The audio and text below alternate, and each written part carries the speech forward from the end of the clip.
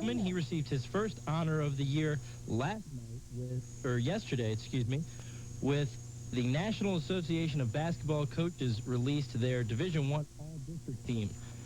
Bowman was named to the second team in District 4. Marsley of Marshall was named to the first team in the same district. High school boys action last night saw basketball's version of the Mohawk Bowl in the Section 1 championship for Region 3, and it was MHS over UHS 73-58. The Mohicans got 24 points from Justin Califat.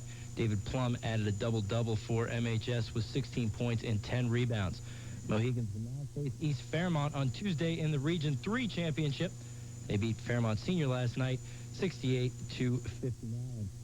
And don't forget, and coming up here in just a couple of minutes, high school basketball roundup with Dave Jecklin. You can hear more about that game and others. On the ice last night, Mario Lemieux and Jaromir Jagr both scored 2 goals apiece as the Penguins were a 7-5 winner over the Rangers. Pittsburgh is now 4-0 against New York this year. The win moves them past both Toronto and Buffalo into 5th place in the Eastern Conference. NFL now, it looks like the bus will keep on running in Pittsburgh. The Steelers wrapped up the services of Jerome Bettis for another 6 years yesterday. Financial terms for the deal was not disclosed, but Bettis was reportedly seeking a deal worth $5 million per season. That'll do it for me. That's your look at sports. I'm Tommy Segler, WAJR Sports. Thanks, Tommy. WAJR news time is 8:09. AccuWeather says mild today, clouds and times of sun, high near 50. Mostly cloudy tonight, low 32. Tomorrow, expect some snow developing in the morning, perhaps mixed with rain. It's currently 38 degrees in Morgantown. I'm Sean Falkenstein, and you're listening to WAJR Radio News. The station where news comes first every hour. Depend on it.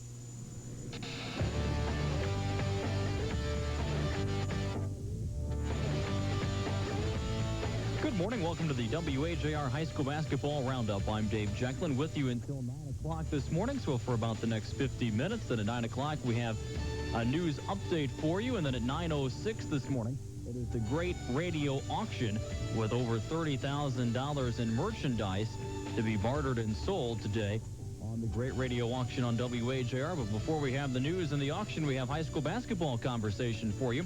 Pretty good show today, and a lot of information to pass along. We'll take a look at last night's Morgantown University Sectional Championship game. We'll also look back at the Tuesday night regional championship in girls that Morgantown lost to Fairmont Senior. We'll hear from both head coaches from that game.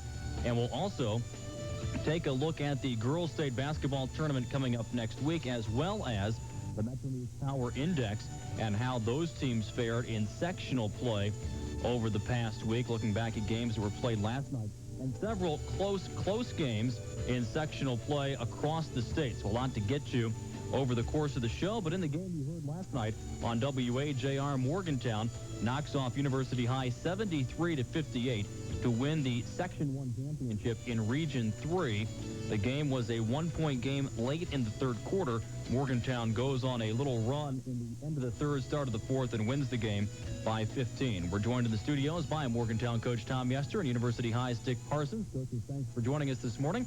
And first, Morgantown coach Tom Yester, congratulations on the victory. You get the win last night, 73-58, but a 15-point margin of victory doesn't really tell the story of how close this game was really from the opening time. No, it was a very good, intense ball game, and the spread is only because of the foul shooting right at the end when they were forced to chase us a little bit, and so that's not indicative. It's a 2-point game, and the teams are very, very close, and a lot of things had to happen for us to have a chance. University High is a fine team, and like I told them last night afterwards.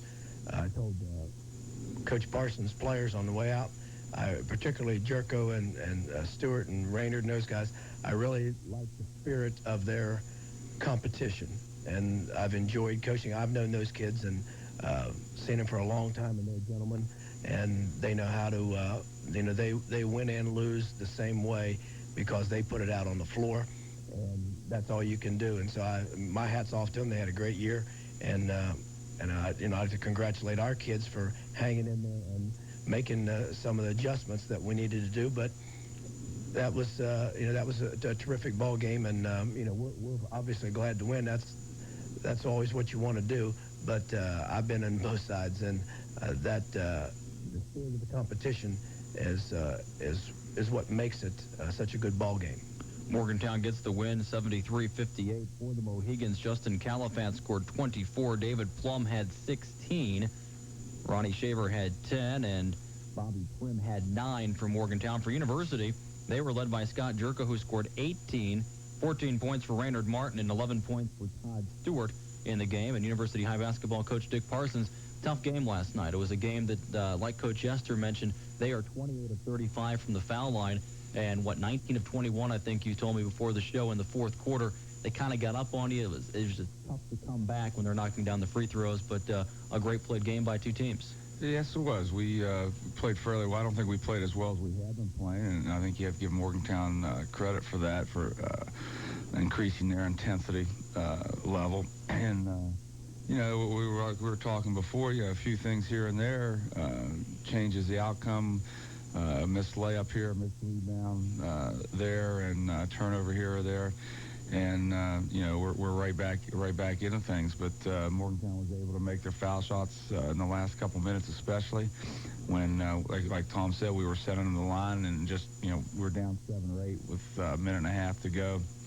And, you have to take that chance that they miss them, and they stepped up and knocked them down, and we're able to keep the lead and increase, because we had to come down and just take some prayer shots at the end. But, for the most part, I thought we did pretty well, hung in there, and the kids played hard and, laid it out on the line. And we weren't as fortunate this time, and Morgantown was. But, look back on the year, and both teams are probably the best from this town. Two good teams at the same time is what I'm trying to get at, I guess. And unfortunately for us, unfortunately for Morgantown, they get to go on, and I think they have a good chance against East Fairmont, and hopefully they get to go to Charleston and represent our section and our town. Well, there's no question with yourself and Morgantown and East Fairmont, no matter who comes out of that region between Morgantown and East on Tuesday, those three teams right there could go to the state tournament and represent this area very well. There's no question about that, with your team included. Exactly right. I think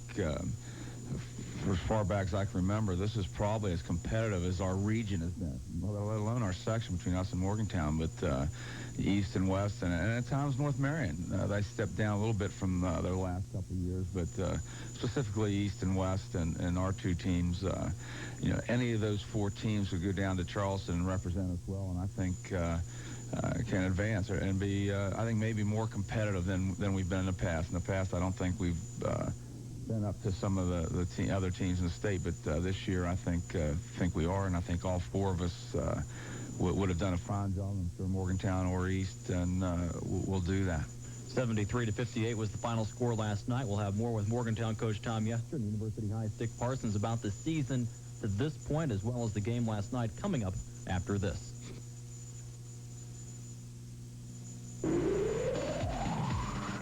WAJR News, first to tell you about the tragedy at the beef. Broccoli and peppers. Okay, so how well does this diet work? No question that when you eliminate most refined sugars from your diet and don't go back for seconds as the author suggests, you'll be cutting calories and you'll lose weight. So, on my scale from 1 to 10, I give Sugar Busters an 8 in this category. Next, how easy is it to follow? At first read, it seems easy. You don't have to count calories, and the book has a list of acceptable foods as well as foods to avoid. But from there it gets confusing. The authors tell you that portion control is very important. But when I looked to find instructions on how to determine portion sizes, all I found was a page telling me to make sure to fit my food nicely onto a plate. Here's my problem with that. Not all plates are...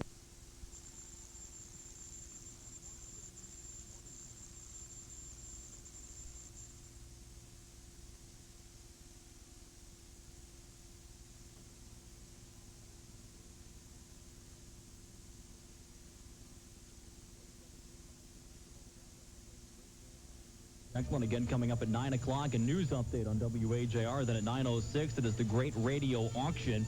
Over $30,000 in merchandise on the auction this year. on the Great Radio Auction. Mountaineer basketball tonight. WVU taking on top 10 ranked Boston College. The game begins at 7. Our coverage 6 o'clock on the Coliseum Countdown. We do have plans to bring you the Tuesday night regional championship game between Morgantown and East Fairmont. We're going to go to a different broadcaster for the game, Travis Jones and Warren Baker having the call from the Feaster Center. I'll be down in Charleston, actually doing a couple of regional championship games down there before the girls' tournament on Wednesday.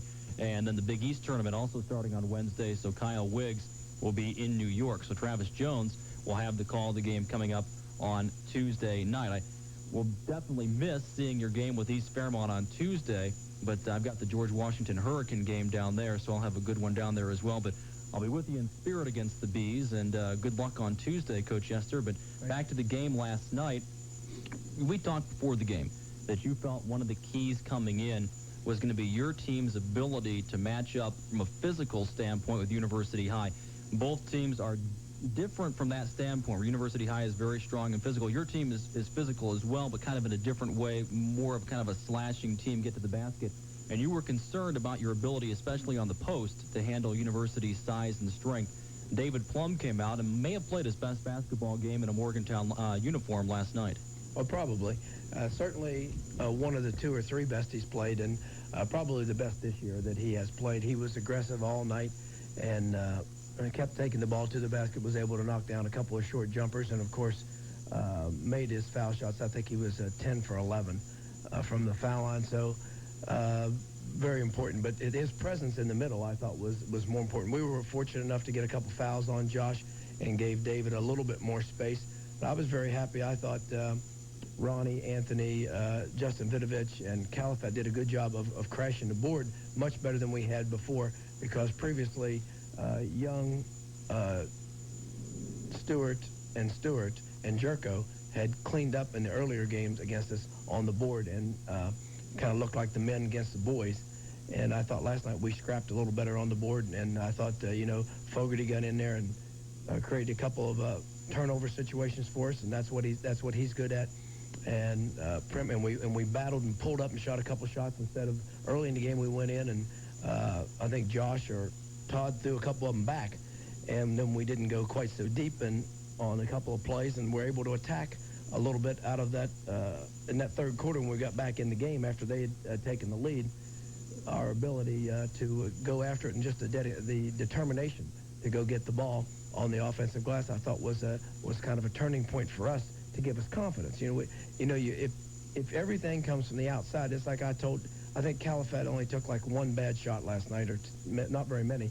He took that 1-3 that certainly shouldn't have taken when I think they'd taken the lead or were about to take it. And we came over the next time out, and I said, Justin, inside out, play the game the way it's supposed to, go inside, and you don't have to tell him 3 times. Mm-hmm. And he was able to do that, and he made that adjustment. And like Dick said, you got to understand the game. This game was never out of reach. It's 59-51, and you had the ball. Yeah. And if they hit a 3 on that play, mm-hmm. which thank goodness they didn't. I think Scott missed a 3 on that play right there. It's 59-53. You got a 2-possession game. You got a minute and something to go. That's nothing. If they were putting pressure all over us. But I really give our kids credit too. We ran one inbounds play 2 different ways and another inbounds play 2 different ways, and they did them all correctly. And so they had to foul us instead of steal it. We made one mistake on inbounds in the fourth quarter, and we threw it away. And like Dick said, you get close games and you need something, and they missed it. Missed the shot out of it. We got it. Fortunately, got fouled again, made the foul shots. So the game was, right there, and it was very close. That score that doesn't mean anything. Mm-hmm. It's right there, and that's the point at which either you make those foul shots to keep the momentum and keep it at a above 2-possession game at the 7-point margin, or you might have some trouble. And we were fortunate enough they either missed, etc. But I give a lot of credit in there. Califat and Plum jerking down some big rebounds. Ronnie And Plum tipped the ball away 2 or 3 times. It was very significant because they had 4 guys on the offensive glass, and if they'd have got it, we'd have been in serious trouble. And we tipped the ball away and made it an outside play. We were able to recover defensively. They miss. We get the rebound, and we make the foul shots. Coach Parsons, your team was very resilient last night. There was a couple times in the second quarter where Morgantown had a 7-point lead. I think it was 31-24 at one point in the second quarter. And I mentioned on the air it was an important point in the game for your team. There's about maybe 2 minutes left to go in the half. You put together a little bit of a run, knocked down a couple threes, actually. I think Martin and Jerko hit threes, made it 33-30 at the half. Then you continue that play into the third quarter to take a 40-39 lead. How important was it to get back in the game there when you trailed by 7 in the first half? Oh, it was very key. If we come down and miss that, or even if you turn it over, whatever, and they increase that, then that makes it that much more difficult to get your momentum going. So those 2 baskets kept us right in there and gave us some hope and gave us a little spark, and we kept it within range. A lot of times this season we've been down at half, whether it be 3. I think we were down 6 points one other time, and 2 the second time, and came back out in the third quarter and really got on a nice little run. And we did the same last night. Came down there, we're down 3 and get up 3. And then just some things happened.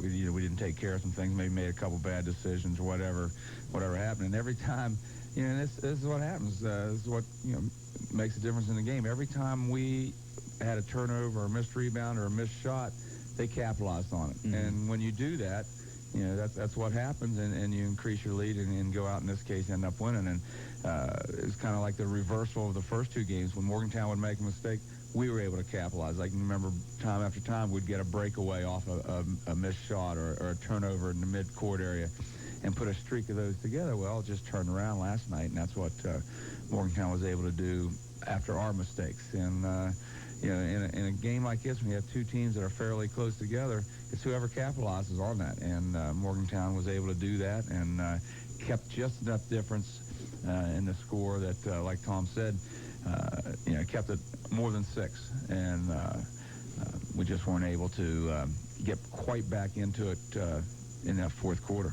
I thought that was kind of the tone of the game all the way from the first quarter through the fourth. Every time one team made a mistake, the other team seemed to capitalize on each opportunity. It wasn't like it just happened in the second half. I thought it happened the entire game, and I think that's a mark of a good team. Not only can you force the other team into a mistake, but then you have to finish on the other end, and that's a sign that both teams are playing very well and are very well schooled. Yeah, exactly right. That's what we were just saying a little bit ago, that both teams are good teams, no doubt about it. And they capitalized at the end, like you said. They got the last set of opportunities to make things happen in a positive way, and they did it. It kept going back and forth throughout the first half and 3 quarters, really, as to who would get on a run and who would respond. Both of us did that. We went out ahead, then they came back. They went out ahead, then we came back. We went out ahead in the third quarter, and then they came back. Maybe we needed 5 or 6 quarters before we could end up on there, but. Like you just said, those are signs of 2 good teams. Who capitalizes on the mistakes, and that's what happened last night. Morgantown capitalized at the end. I think you also saw that in Tuesday night's game between Fairmont and Morgantown as well. In the third quarter in that girls' game, when Fairmont put together a run, they kind of capitalized on some turnovers by Morgantown there on Tuesday night as well. We'll have more of that game in just a little bit. A couple of the plays that kind of stand out in the game. Morgantown commits 2 personal fouls when you're going up with 3-point shots, and you make all 6 free throws. You finished in the game 14 of 18 from the foul line. Right. So we talk about Morgantown's ability to shoot 28 of 35. You didn't get there as often, but then you were fouling more in the fourth quarter. But you were 14 of 18 from the line yourself. You make those Todd Stewart makes 3, and Jerko makes 3 from the line. And then another play that I thought was interesting, I'm not sure if you scored on the other end, but Josh Stewart out-hustling, or maybe not out-hustling is not the right word, but getting a rebound away from Justin Califat in the corner of the court. And just from an athletic standpoint, I mean, to outrace Califat to the baseline, get the ball away from him, and retain possession, there was a lot of athletic moves in last night's game. Yeah, there were. And, I think that's the difference between Josh this year and last year. He's